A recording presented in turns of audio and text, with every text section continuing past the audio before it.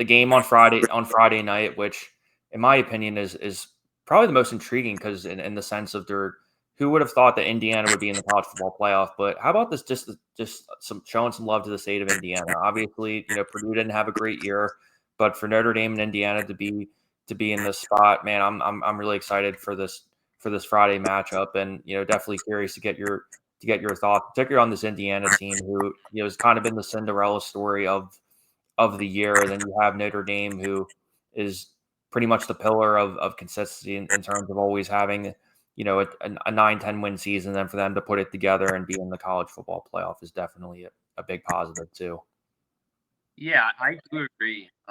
Before you said what you said, I feel like this is arguably a big match round. It's right. Every clock. First ever playoff stadium. But like about Indiana, would have mentioned Indiana in playoffs sideways.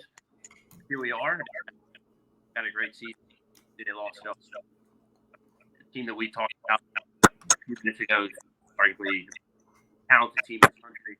So I don't think there's any shame in that loss, playing in a really hard road environment. I'm feeling like that loss, they probably learned some lessons there, and maybe that's something they could take here in their game against Notre Dame.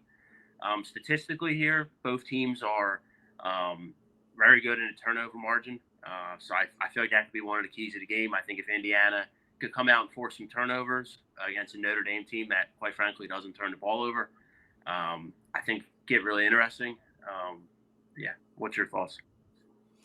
Yeah, because I think the one thing too is Notre Dame, I think, is a lot more talented than people give them credit for. I think at times I've not given Notre Dame enough credit for what they've done this year. So I'm trying my best to show them more attention because I think they deserved it too. But for me, the X factor for this Notre Dame team is Jeremiah Love. He's freakishly athletic. You can use him in a multitude of ways. And it also puts less pressure on Riley Leonard too, because he has every ability to make the plays, to be a great runner too.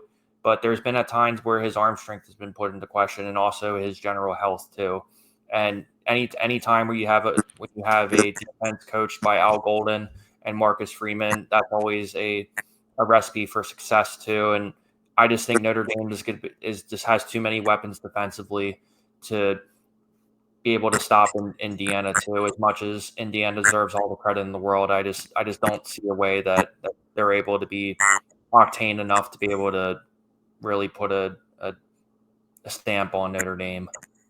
Yeah, I feel like Notre Dame's one of those teams too, right, over the last, say, 10 years or so. I want to say I feel like this kind of started back, around 2012 when they had that undefeated regular season. They make it to the BCS National Championship game and just get absolutely clobbered by Alabama.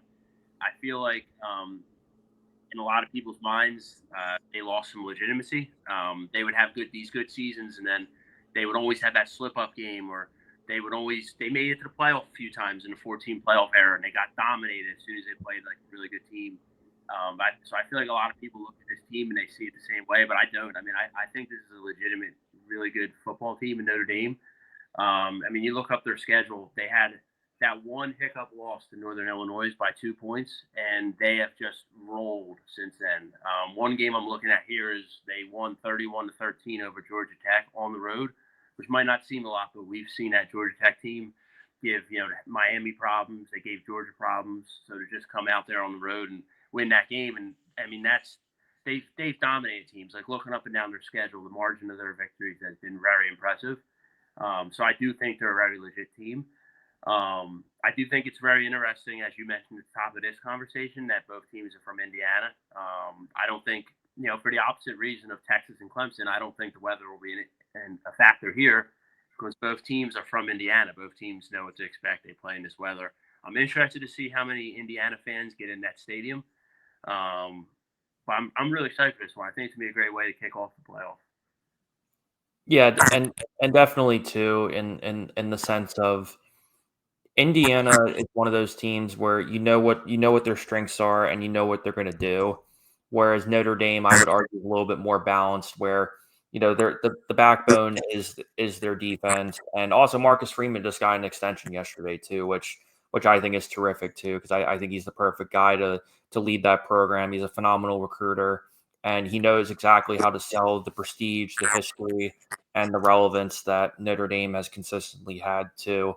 But yeah, in terms of the game, I think you got to give me Notre Dame in this, and I think I think this game could be I think this game could be a multiple score game and for Notre Dame. Yeah, I'm also going to go with Notre Dame this game. I think it, like I said, I think it's gonna be interesting. But I think Notre Dame wins. I would like to say maybe two, but yeah, like 10 points or so. If we're looking back a week from now and we're talking about the second round and Notre Dame is not in the playoff anymore, then I guess we'll have a good laugh. But I feel as of right now, I feel confident about Notre Dame. I think they're gonna win this game.